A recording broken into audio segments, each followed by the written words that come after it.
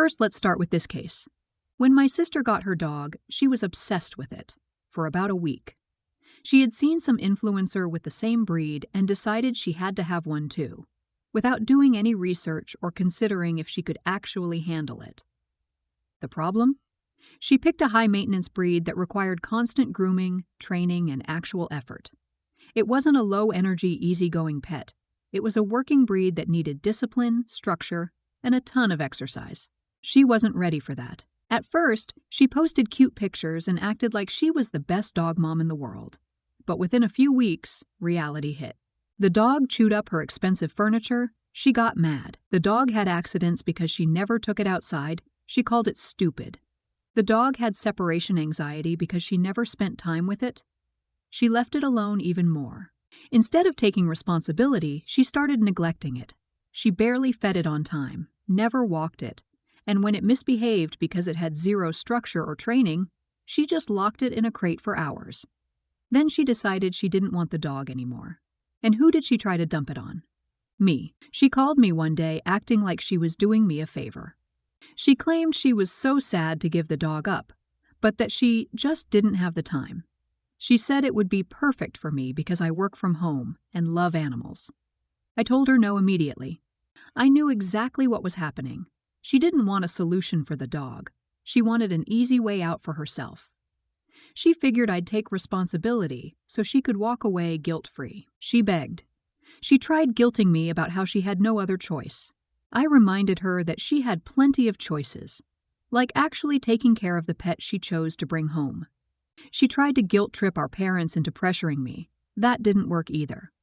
So, she did what irresponsible pet owners do when they realize animals aren't just accessories. She dumped it at a shelter. At first, she acted heartbroken, telling everyone how devastated she was that she had to give it up. But I knew the truth. She was just relieved to be rid of the responsibility. Then karma hit. Because of how neglectful she had been, the shelter flagged her. She got blacklisted from adopting any pets in the future.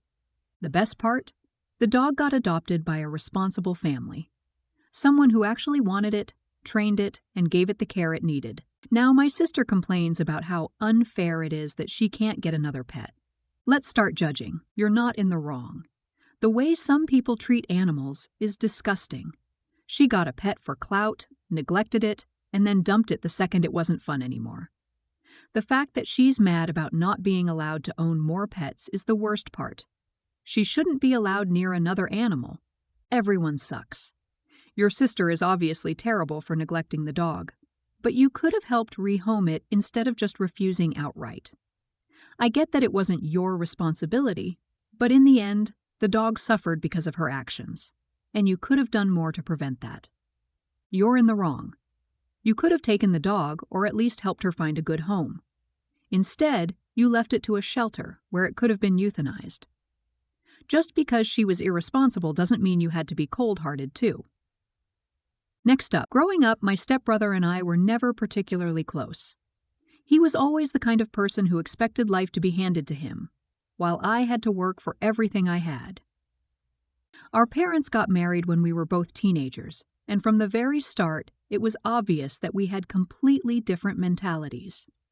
While I studied hard, worked part-time jobs, and saved money for my future, my stepbrother spent his time skipping school, playing video games, and expecting other people to bail him out. His mom, my stepmom, enabled him every step of the way.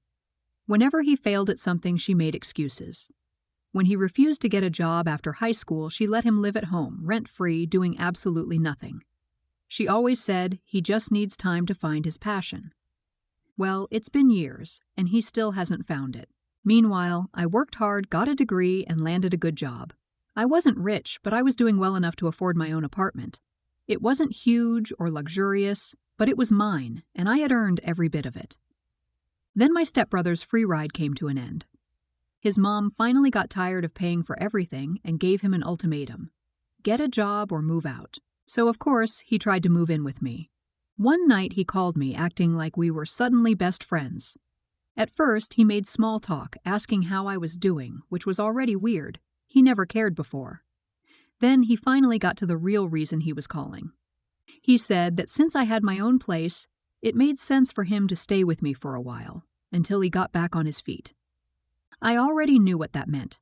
He wanted to live with me rent-free. I shut that down immediately. I told him I wasn't interested in being his new safety net. If he wanted a place to live, he needed to get a job and pay for it himself. That's when the guilt tripping started. He said I was being selfish for refusing to help family. He whined about how hard life was, how the job market was so unfair, and how he was just going through a rough patch. I wasn't buying it. I told him the real world doesn't do free rides. If he wanted to be treated like an adult, he needed to act like one. He tried playing the victim. He complained to our parents, expecting them to take his side. But even his mom, who had spent years enabling him, told him that he needed to grow up and start taking responsibility. Now, he's crashing on a friend's couch, still jobless, still making excuses. Let's start judging. You're not in the wrong. Your stepbrother has spent years avoiding responsibility, and now that he's run out of people to mooch off, he's desperate. The fact that even his own mom is done with him says a lot. He's learning the hard way that life doesn't give handouts. You're not in the wrong. You didn't turn your back on family. You just refused to be his next free ride. If he actually wanted to get back on his feet, he'd be looking for a job instead of looking for a couch. His situation is his own fault. You're not in the wrong. He doesn't want help. He wants another safety net. If he was serious about changing, he'd be working, not making excuses. He needs to learn that family isn't a free ATM. Next up, when I first started working at my company, I thought my coworker and I would get along fine. She was friendly enough, and we had a few conversations about work and life in general. But over time, I started noticing a pattern. She was incredibly irresponsible with her paid time off. Our company gives everyone a set amount of paid time off per year. It's not a huge amount, but it's enough to take a nice vacation if you plan properly. Most people save their PTO for something important: a trip, family emergencies, or at least a well-earned break. Not her. She used every single day as soon as she got it. 1 month, she called out because she just needed a day to relax. Another time, she took time off because she felt like it. She took random long weekends, skipped work for birthdays, even used PTO for things as trivial as shopping. By the middle of the year, she was out of PTO. That's when the real problem started. She got engaged and announced her honeymoon plans. She was super excited about taking a 2-week trip to a tropical resort. She booked flights, a fancy hotel, excursions, the works. But there was one small problem. She had no PTO left. One day, she approached me with a fake sweet voice. She asked me if I could give her some of my PTO. I blinked, completely caught off guard. I asked her why she thought I would do that. She said that since I barely take time off, I should be nice and donate some of my PTO to her honeymoon. I told her absolutely not. She immediately switched tactics and started guilt-tripping me. She whined about how this is the most important trip of my life. She said I was being selfish for not helping a coworker out. She even tried to say that if I was a real friend, I would do this for her. I reminded her that she had wasted all her PTO on nonsense and that it wasn't my responsibility to fix her bad planning. She didn't like that answer. She ran to our boss, expecting them to force me to give her my PTO. She spun some sob story about how I was being cruel and hoarding my time off. Too bad for her, our boss backed me up. Our boss told her that PTO is earned and that I had every right to keep mine. They even suggested that maybe she should have managed her time better instead of expecting others to fix her mistakes. She stormed out furious. Now, she's having a short, cheap honeymoon because she has to take unpaid leave. I'm enjoying my fully paid vacation without a second thought. Let's start judging. You're not in the wrong. She wasted all her PTO on random days off and then expected you to fix it? That's not how it works. She planned a luxury honeymoon with no time off left and thought she could just guilt someone else into covering for her. That's not poor planning. That's pure entitlement. You're not in the wrong. This is one of the most ridiculous things I've ever heard. PTO isn't free money you can just transfer like a gift card. It's something you earn through work. The fact that she thought you'd give up your own hard-earned time off is wild. You're not in the wrong. If taking a dream honeymoon was so important to her, maybe she should have planned ahead.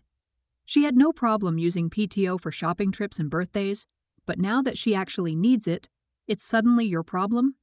Nope, Next up, my uncle used to be loaded. He had a high-paying job, multiple properties, luxury cars, and never hesitated to show off his wealth. He loved bragging about his expensive vacations, his latest purchases, and how hard work always pays off. The thing is, while he worked hard, he also got lucky. He had family connections that helped him get ahead. He also wasn't exactly a generous guy. He loved flaunting his money, but had zero interest in helping anyone else. I found that out the hard way. A few years ago, I hit a rough patch. I lost my job, had unexpected medical bills, and was struggling to keep up with rent. I wasn't asking for a handout, but I needed temporary help. I reached out to my uncle, thinking that since he had so much money, he might be willing to loan me a small amount to get back on my feet. I was wrong. He laughed in my face. He told me that everyone has to struggle at some point, and that I should figure it out like an adult. Then, he gave me a long speech about how he made his money without anyone's help and that I needed to stop expecting people to bail me out. I was humiliated, but I took his advice. I figured it out on my own. I worked multiple jobs, built up my savings, and eventually started my own business. It wasn't easy, but I made it through, and now I'm doing great. My uncle, not so much. His luck ran out. He made some bad investments, lost a ton of money, and got hit with major debts. Now he's the one struggling. And guess who he came to for help? He called me up, suddenly acting super friendly, asking how I'd been. After a little small talk, he got to the real reason he was calling. He needed money. He tried to guilt-trip me, saying that family helps each other, and that he knew I was doing well. I reminded him of exactly what he told me years ago. I said, sorry, I learned from the best. Then he lost it. He yelled about how I was being petty and that I was punishing him for something that happened years ago. I told him he was right back then. Everyone has to struggle at some point. Then I hung up. Now he's drowning in debt and I'm thriving. Let's start judging. You're not in the wrong. He had no problem watching you struggle when he had the money to help. But now that he's broke, suddenly family helps each other? Nope. He made his bed. Now he gets to lie in it. You're not in the wrong. He didn't just say no. He mocked you. He acted like your financial struggles were a life lesson. Now that he's getting the same lesson, he suddenly doesn't like it? Too bad. You're not in the wrong. The fact that he laughed at you when you needed help is unforgivable. He didn't care about family until he needed something. Now he gets to see how it feels.